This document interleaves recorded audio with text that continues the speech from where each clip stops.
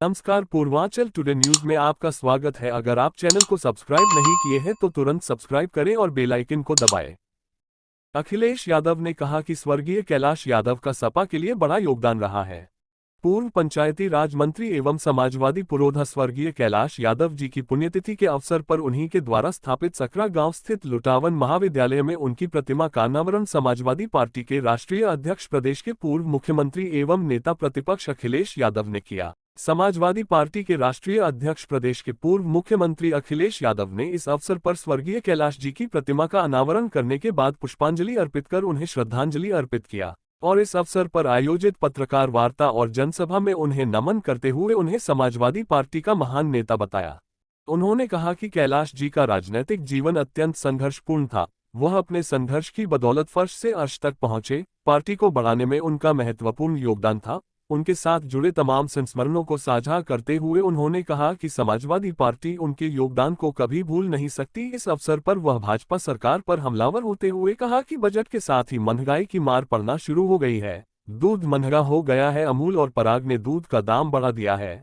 सफर भी महंगा हो गया है। सामान्य बसों का किराया 25 पैसे प्रति किलोमीटर बढ़ा दिया गया है। बढ़ते खाद्य एवं पेट्रोल पदार्थों की कीमत के चलते लोगों को अपनी गृहस्थी चलाना मुश्किल हो गया है। जनता को विश्वास हो चला है कि भाजपा की डबल इंजन की सरकार पूंजीपति घरानों की संरक्षक है। पूंजीपति मित्रों को लंबे लंबे कर्ज देने वाली सरकार है। देश की अर्थव्यवस्था बने या बिगड़े, सरकार को इससे कोई लेना देना नहीं है। सरकार के बजट में महंगाई को रोकने का कोई उपाय नजर नहीं आ रहा है। सर वो जो बीजेपी में पिछड़ा चला जाता है उसकी आत्मा मर जाती है। बताओ, उन्हें शर्म नहीं आ रही है कि किस तरीके से अपमानित किया जा रहा है। उन्हें शर्म आनी चाहिए कि किस तरीके से लोग अपमानित किया जा रहा है। और वो भी उन्हें कभी स्टूल में बैठाया गया तो वो चाहते हैं कि बहस कुछ और हो, लेकिन समाजवादी पार्टी की मांग है जाति जनगणना, और हम तो कहेंगे कि जाति जनगणना हो और आबादी के हिसाब से हक का सम्मान मिले। सर, हक डे मनाया जा रहा है। देखिए, वो हक डे इसलिए मना रहे हैं कि किसी दुनिया में किसी हिस्से में गाय के पास बैठ करके उससे स्पर्श कर करके कई बार लोगों को अनुभव अच्छा होता है। मुझे नहीं पता बीजेपी क्यों इसको ऐसा नाम दे रही है। मुझे लगता है जानबूझ करके इस पर रिसर्च की होगी इन्होंने। बिना रिसर्च के ऐसा शब्द का इस्तेमाल करना ठीक नहीं है। हिंदी में भी तो नाम हो सकता था। ये देश की नेशनलिस्ट पार्टी है और नेशनलिस्ट पार्टी होने के बाद आप हिंदी में नाम नहीं ढूंढ सकते कुछ। अरे, गले मिलने की बात है, उसको छूने की बात है, स्पर्श करने की बात है। स्पर्श दिवस भी हो सकता था, गाय को स्पर्श करने का दिन हो सकता था, लेकिन हक दिवस? अरे भाई, बीजेपी वालों कुछ तो सुधार दो अपनी भाषा में। सर, मुख्यमंत्री ने सूत्र की परिभाषा बताई आपको? देखिए, मुख्यमंत्री सूत्र की भाषा कभी नहीं बता सकते, क्योंकि मुख्यमंत्री जी बहुत लोगों को सूत्र समझते हैं। और मैं याद दिलाता हूँ, दो उदाहरण देता हूँ मैं आपको।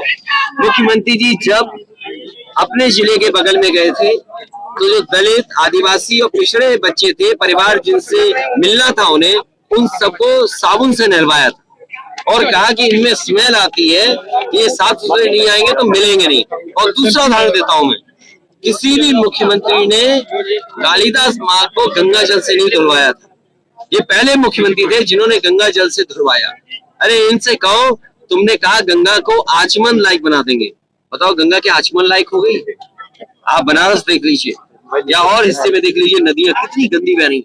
और हो सकता है कुछ दिनों बाद ये गोमती नदी जो आपको काली काली दिखाई देने लगे, और काली गोमती होगी वो भी तो गंगा में जा रही है। सर, आपके ऊपर ब्लेम लग रहा है कि स्वामी प्रसाद मौर्य के बयान के पीछे सहकारी परिवार और अखिलेश यादव, ऐसा कैशव महाराज?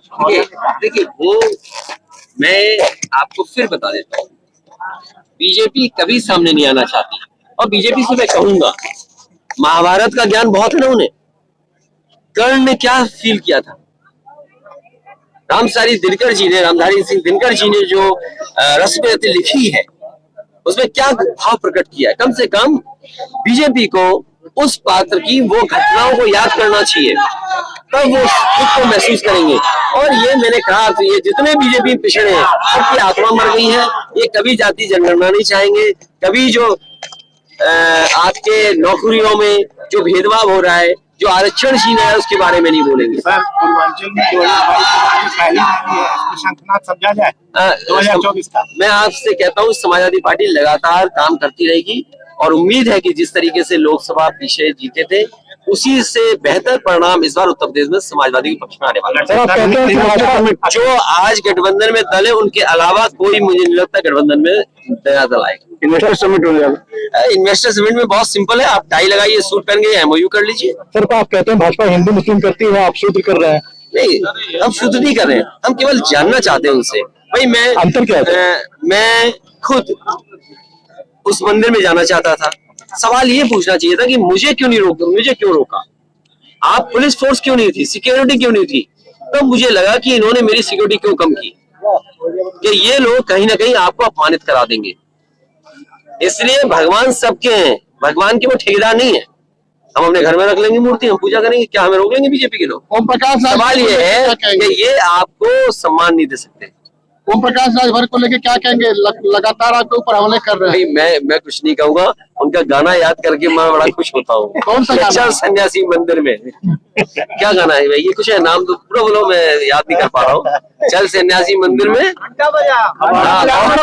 उसकी दूसरी लाइन जो है कि मेरा कंगना और तेरा चिमटा कुछ बजेगा। अब चिमटा बजे ना बजे, कंगना तो बजी रहा होगा कहीं ना कहीं। योगी सरकार ने पुलिसकर्मियों को सोशल मीडिया पर सब्जी रखने चाहिए। ये देखिए, कुछ नियम तो ठीक है, कुछ नियम खराब है।